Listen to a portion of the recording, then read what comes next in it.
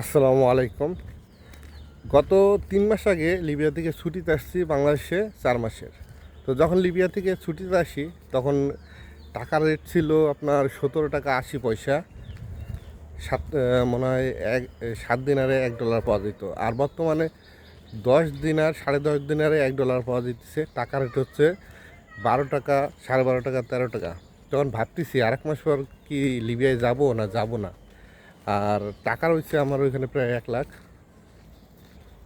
ওখানে প্রায় আমার 1.5 মাসের বেতন রয়েছে। ওইটাও টাকার রেট যখন 16 টাকা হয়ে গেল তখন ভাবলাম যে কমে গেছে, টাকা ছাড়বো না, আর কিছুদিন দেখি।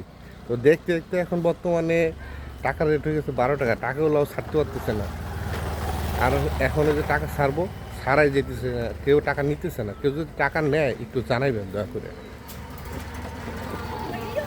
আর যারা অভিজ্ঞ আছেন তারা একটু পরামর্শ দিবেন যে এখন কি লিবিয়া আসাটা ঠিক হবে না দেশেই থাকবো।